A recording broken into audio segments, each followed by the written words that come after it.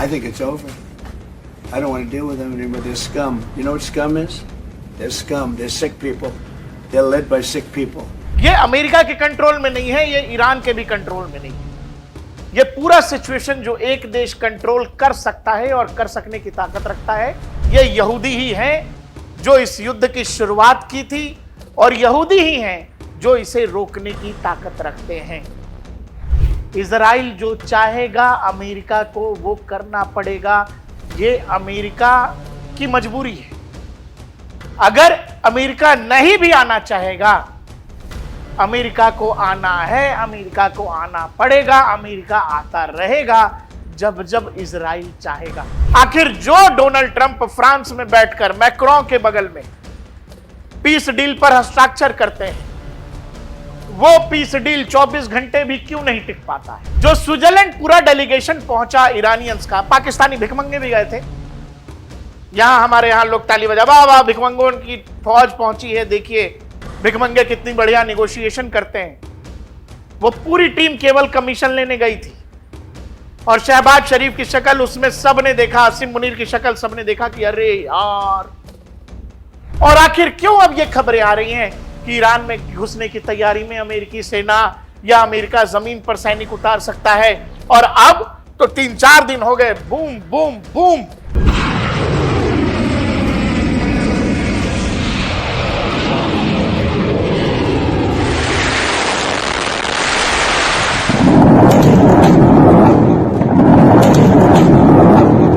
Greater Israel पर जिस दिन टिक मार्क हो जाएगा, यह युद्ध रुक जाएगा। यह युद्ध तब तक चलेगा जब तक यहूदी चाहेंगे, जब तक इजराइल चाहेगा।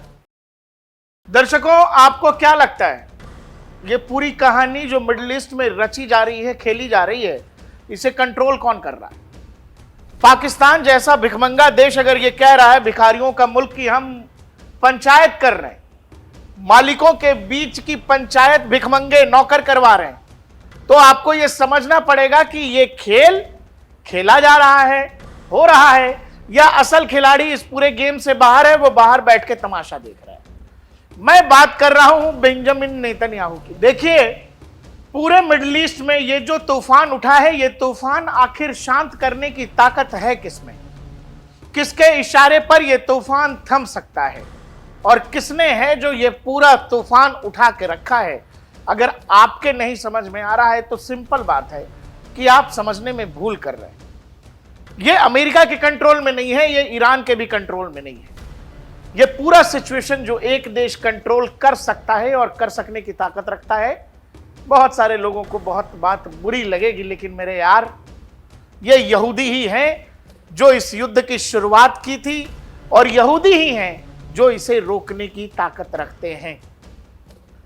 दुनिया में एक छोटा सा देश, यहूदियों की छोटी सी आबादी, इतने बड़े बवाल को कंट्रोल करने की ताकत किस कदर रखती है? आप ऐसे समझो, डीएनपी इंडिया ने, हमने आपसे पहले भी कहा था कि ट्रंप पंचायत कर लेंगे ईरान के साथ बैठ के। ईरान कह देगा कि ठीक है हम बम नहीं मारेंगे, ट्रंप कह देंगे कि ठीक है हम भी बम नहीं मारेंगे। पाकिस्तान अपने यहां नाच लेगा, पाकिस्तान को कमीशन का पैसा मिल जाएगा, पाकिस्तान दलाली कर लेगा। हमारे यहां बैठे कुछ दलाल कहेंगे कि देखो पाकिस्तान कितना तगड़ा दलाल है, पाकिस्तान कितनी बढ़िया निगोशिएटिंग करता है। तो ऐसे तमाम कहानियों के बीच फिर क्या हो रहा है? अगर शांति वार्ता हो गई थी, हमारे यहां के बैठे कलाकार पाकिस्तानी टट्टू, या कह ले पाकिस्तानी प्रेमी गैंग कहता हूं मैं, या पाकिस्तानी लॉबी कह लीजिए, पाकिस्तान के इशारे पर नाचने वाले ऐसे तमाम कलाकार जिन्होंने हमारी सरकार, हमारी विदेश नीति पर सवाल उठाते हुए कहा कि अरे मोदी जी, भारत पर टिप्पणी करते हुए कहा कि कहां है विश्व गुरु।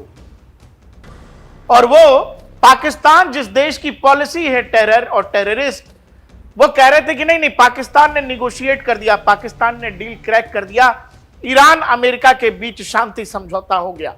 क्या असल में समझौता ईरान और अमेरिका के बीच होना है, या इसकी एक मेन पार्टी इजराइल भी है? और जब तमाम बैठकों से इजराइल गायब है, इजराइल उन बैठकों में रजामंदी दे नहीं रहा है, नेतन्याहू के हस्ताक्षर है नहीं, फिर ये कैसी पीस मेकिंग डील थी?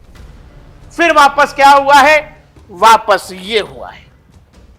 क्या ईरान में घुसने की तैयारी में अमेरिकी सेना, जमीनी जंग का काउंटडाउन शुरू, ट्रंप का सबसे बड़ा फैसला। एक मीडिया रिपोर्ट में दावा किया जा रहा है कि अमेरिकी सेना ईरान के अंदर घुसने पर विचार कर रही है। इस युद्ध को अब करीब 5 से 6 महीने हो चले।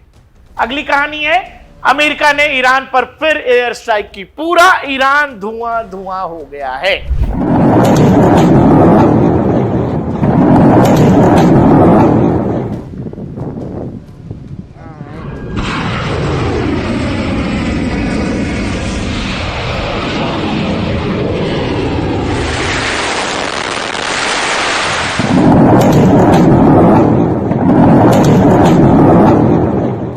आपसे पहले भी कहा था कि यह शांति बगैर इजराइल के रजामंदी के नहीं हो सकती। इजराइल जो चाहेगा अमेरिका को वो करना पड़ेगा। ये अमेरिका की मजबूरी है। अगर अमेरिका नहीं भी आना चाहेगा, अमेरिका को आना है, अमेरिका को आना पड़ेगा, अमेरिका आता रहेगा जब जब इजराइल चाहेगा। यहूदी इतने ताकतवर हैं। यहूदियों के ताकत की बात मिडिल ईस्ट में मत करिए। यहूदी इतने ही ताकतवर दुनिया में है। दुनिया में सबसे ज्यादा पैसा यहूदियों के पास है। दुनिया के बड़े कंपनियों के, मल्टीनेशनल कंपनियों के मालिकान यहूदी हैं। अमेरिका के अंदर अगर आप अरबपतियों की लिस्ट हमने पहले बहुत बार बताई है, इसलिए इसमें घुसने की जरूरत नहीं है। अरबपतियों की लिस्ट देखेंगे, सब के सब यहूदी, यानी अमेरिका का पूरा आर्थिक तंत्र यहूदियों के कब्जे में है। और आपको लगता है कि डोनाल्ड ट्रंप जब कभी कह दें कि यार क्रेजी है नेतन्याहू, या एक खबर आती है कि डोनाल्ड ट्रंप ने फोन पर नेतन्याहू को धमकाया, तो इजराइल डर जाता है, इजराइल घबरा जाता है? आखिर जो डोनाल्ड ट्रंप फ्रांस में बैठकर मैक्रों के बगल में पीस डील पर हस्ताक्षर करते हैं, वो पीस डील 24 घंटे भी क्यों नहीं टिक पाता है? क्या आपने इस खेल के पीछे समझने की कोशिश की है? और आखिर क्यों अब ये खबरें आ रही हैं कि ईरान में घुसने की तैयारी में अमेरिकी सेना या अमेरिका जमीन पर सैनिक उतार सकता है? और अब तो 3-4 दिन हो गए, बूम बूम बूम।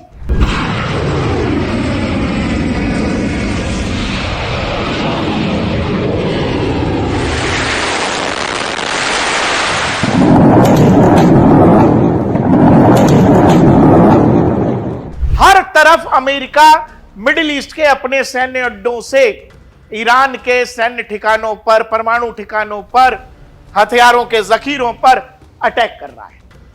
ईरान के शहर दर शहर अटैक हो रहे हैं।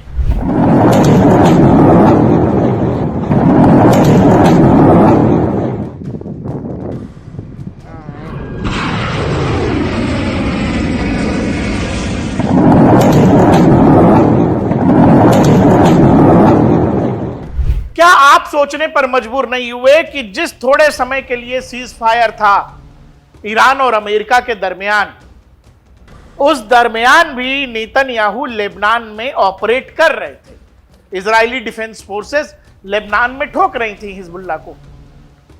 जबकि जो 14 सूत्री मांग था ईरान और अमेरिका के बीच, उसमें पहली ही शर्त यह थी कि हर मौके पर, हर युद्ध क्षेत्र में युद्ध विराम होगा, इंक्लूडिंग लेबनान।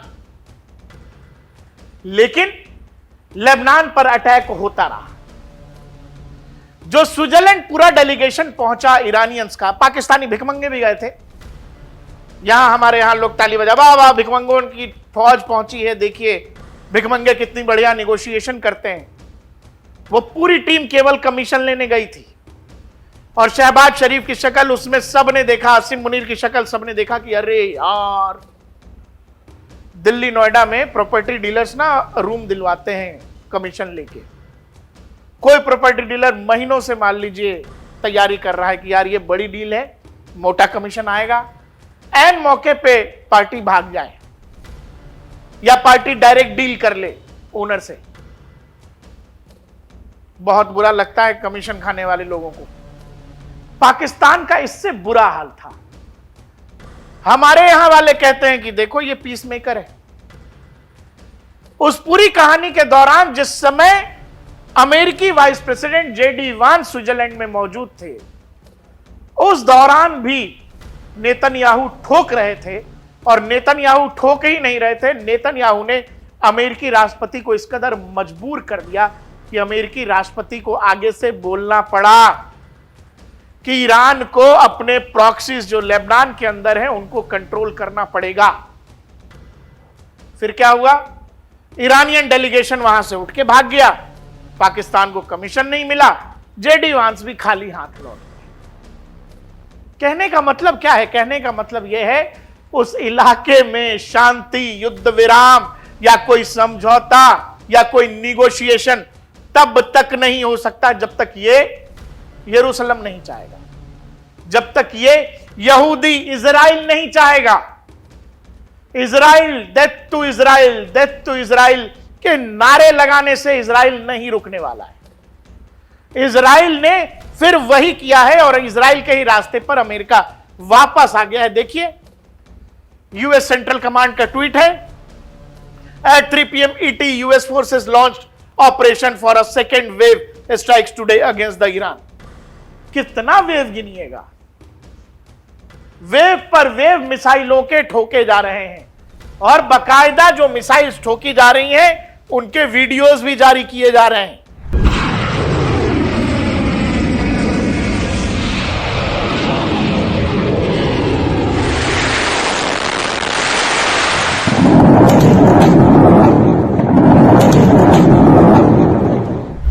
आप इस युद्ध के एक छोर पर ध्यान दे रहे हैं, वो ईरान ईरान ईरान ना, एक दूसरा विछोड़ है जिस पर ध्यान है इजराइल का, वो है लेबनान। अमेरिका ईरान में ठोक रहा है, इजराइल मौका लग रहा है तो ईरान को भी ठोक रहा है, नहीं तो सिंगल एजेंडा लेबनान में ठोकाई चालू है। ये देखिए, इजरायली डिफेंस फोर्सेस की तरफ से ट्वीट है, weapons facility in security zone in southern Lebanon. हम आपको स्क्रीन पर दिखा रहे हैं, बाकायदा वीडियो है लेबनान में हिजबुल्लाह के किसी आतंकी ठिकाने का जहां स्टोरेज है हथियारों का। हिजबुल्लाह के 2 आतंकियों का एलिमिनेशन हो गया। बहुत जबरदस्त बात यह है कि जिस दिन 14 सूत्रीय मांग की घोषणा हुई, उसी दिन इजराइल ने घोषणा की कि हमने हिजबुल्लाह के 3 टॉप कमांडर्स को मार दिया है। यह बात ईरान को बेहद चौंका रही थी कि यार, एक तो हम डील कर रहे हैं, ये तो अभी भी लेबनान में मार रहा है। एक और ट्वीट है जिसमें कहा गया कि 3 armed Hezbollah terrorist who were carrying combat equipment in the area of Beit Yaqub, which is located within the security zone in southern Lebanon. ध्यान दीजिएगा, सिक्योरिटी जोन इन साउदर्न लेबनान। क्या है ये सिक्योरिटी जोन? और सारा ध्यान इजराइल ने Lebanon में क्यों लगाया है? जिस समय डील हो रही थी उस समय भी इजराइल लेबनान में मार रहा था। अब जब अमेरिका ईरान के अंदर ठोक रहा है, ईरान के परमाणु शहरों को निशाना बना रहा है, हथियारों के जखीरे, सैन्य अड्डों को निशाना बना रहा है, तेहरान निशाने पर है, तब भी इजराइल लेबनान में लगा हुआ है। क्या आप इस लार्जर पिक्चर को समझ पा रहे हैं या नहीं? और वो लार्जर पिक्चर मैं अगले कुछ मिनटों में आपको बताऊंगा, और दर्शकों, वो जब तक पूरा नहीं होगा, इजराइल का वो मकसद जब तक पूरा नहीं होगा, मिडिल ईस्ट का ये तूफान नहीं रुकने वाला है। इजराइल, यहूदी इसे अपने जनरेशनल मौके की तरह देख रहे हैं। वो ये मानते हैं कि इस युद्ध में जो कुछ भी इजराइल हासिल करेगा वो अपने आने वाली पीढ़ियों को कुछ देकर जाएगा। वो ये मानते हैं कि इजराइल अपने 150 सालों की सुरक्षा हमेशा के लिए फिक्स कर देना चाहता है। इजराइल इस डर में नहीं रहना चाहता है कि कभी हिजबुल्लाह मारेगा, कभी हमास मारेगा, और ईरान से घबराया रहेगा। इजराइल ईरान के परमाणु खतरे को भी न्यूट्रलाइज करेगा। वो हमास को भी बर्बाद कर दिया और हिजबुल्लाह को भी तबाह कर देगा। वो अपनी आने वाली नस्लों के ऊपर डर के साये को हावी नहीं होने देना चाहता है। अब जो ये मैप आपको दिखा दे रहा है, जिसमें आप देखोगे इजराइल कहां हमला कर रहा है। इजराइल खासकर लेबनान के इलाके में, ये जो ब्लू ब्लू लाइंस है ये इजराइल वाले, लेबनान के इलाके में। अमेरिका कहां मार रहा है?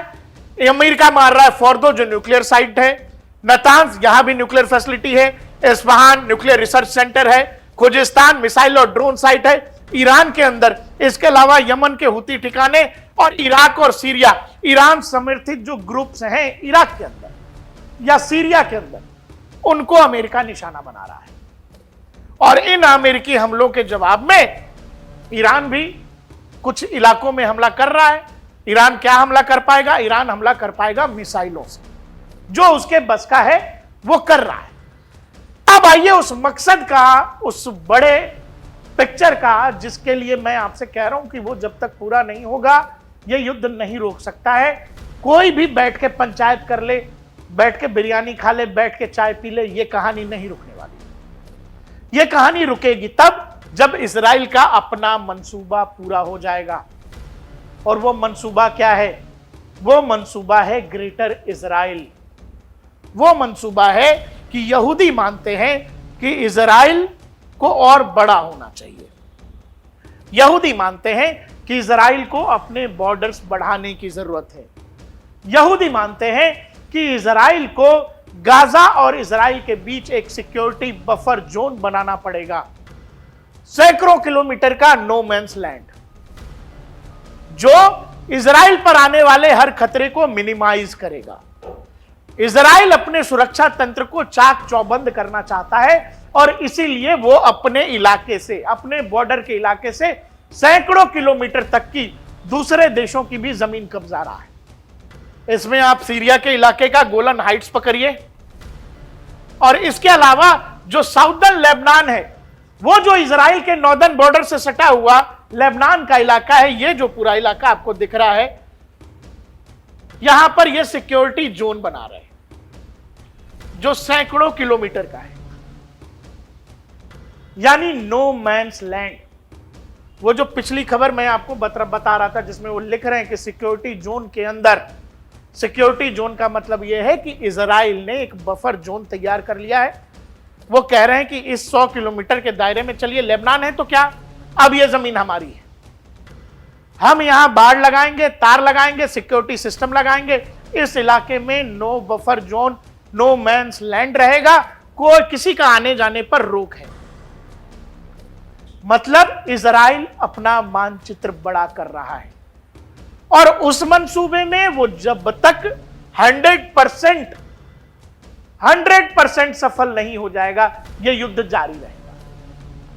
लेबनान के इलाके से उसे जो चैलेंज आ रहा है, जो चैलेंज हिजबुल्लाह की तरफ से है, वो उसको 100% न्यूट्रलाइज करने में लगा हुआ है। और यह चैलेंज इसीलिए है क्योंकि ईरान इस बात की गंभीरता को जानता है। इजराइल पहले ही गोलन हाइट्स के मैक्सिमम इलाके को कब्जा चुका है। गोलन हाइट्स सीरिया के इलाके में आता है, वो वहां कब्जा कर चुका है। लेबनान, जो साउदर्न लेबनान का हिस्सा है, वहां सैकड़ों किलोमीटर वो कब्जा चुका है और इस इलाके में ताबड़तोड़ ऑपरेशन चल रहा है। यानी उस इलाके को सैनिटाइज किया जा रहा है। वहां किसी तरह की कोई भी संभावना छोड़ने के लिए इजराइल तैयार नहीं है। उसको पूरा का पूरा सैनिटेशन वर्क होगा, उसके बाद वहां सिक्योरिटी सिस्टम लगेंगे, बाड़ लगेंगे, तार लगेगा, वो इलाका इजराइल का हो गया। इजराइल उसे नो बफर जोन बना देगा। यानी इजराइल अपने चारों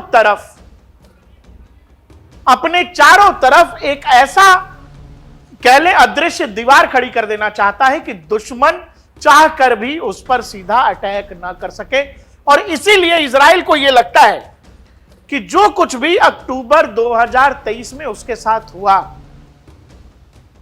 जो गाजा के इलाके से हमास के लड़ाके इजराइल में दाखिल हुए और यहूदियों का कत्लेआम हुआ, इजराइल के इतिहास का यह सबसे बुरा दिन था या दुखदाई दिन था। और इजरायली इतिहास में इजराइल इसे आखिरी दिन भी बनाना चाहता है। इजराइल अपने दुश्मनों को वो दूसरा मौका नहीं देना चाहता। और यही कारण है कि एक उस गलती के कारण देखिए गाजा खत्म, गाजा में कुछ नहीं बचा है। 20 लाख 25 लाख लोग भूखे मरने को तैयार हैं। वहां कोई दिखवैया नहीं है, कोई सुनवाई करने वाला नहीं। लेबनान में सिक्योरिटी जोन बना रहा है और ईरान पर हमले तब तक होते रहेंगे जब तक इजराइल का मंसूबा लेबनान में पूरा कंप्लीट नहीं हो जाता।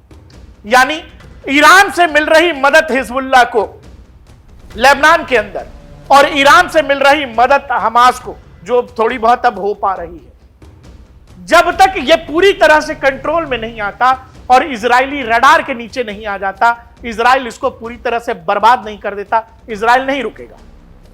वो चाहे डोनाल्ड ट्रंप कहें, डोनाल्ड ट्रंप के बाद कोई और कहे, जो बिडेन भी कह रहे थे, जो बिडेन ने तो हथियारों की सप्लाई तक रोक दी थी जब गाजा में ताबड़तोड़ मार रहे थे।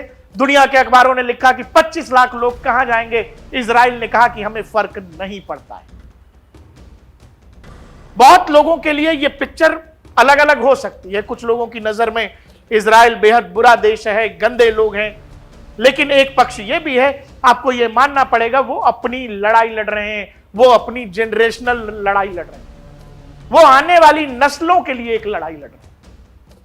एक छोटा सा देश जिसके चारों तरफ से इस्लामिक देश हैं, जहां केवल ये नारे लगते हैं, डेथ टू इजराइल। उस देश को अपनी सुरक्षा के लिए क्या करना चाहिए? और इसीलिए आप देखोगे कि इजराइल लेबनान में रुका नहीं, वापस मुड़ के अमेरिका को आना पड़ा कि यार ये तो मान ही नहीं रहा है, चलो ठीक है युद्ध ही कर लेते हैं। और फिर से ईरान के अंदर अमेरिकी ऑपरेशन जो है शुरू हो जाता है, जिसमें डोनाल्ड ट्रंप तो कहते हैं कि ये बड़े गंदे लोग हैं, अब इनसे कोई डील नहीं होगी। डोनाल्ड ट्रंप जो हर बात पे कहते हैं let's make a deal, let's have a deal, अब वो साफ कह रहे हैं कि नहीं नहीं बड़े गंदे लोग हैं, अब इनसे कोई भी डील नहीं होगी। डील नहीं होगी उसका कारण यह है कि इस डील से नेतन्याहू बाहर है, इस डील में इजराइल का कोई इंटरेस्ट नहीं है।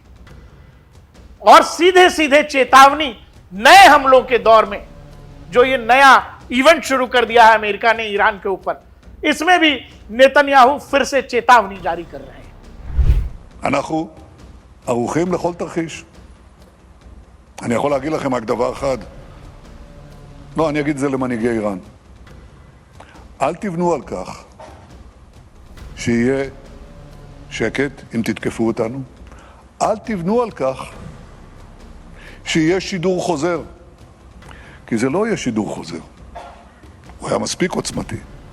זה יהיה שידור אחר, עוצמתי הרבה יותר. נגמרו הימים שמישהו פוגע בנו ואנחנו לא מכים אותו מכה אחת אפיים. עשינו את זה לציר הרשע באיראן ונמשיך לעשות זאת לכל מי שיפגע בנו. ככה אנחנו עושים. दर्शकों, ईरान का लगभग हर शहर, पूरा ईरान अमेरिकी हमलों की जद में है।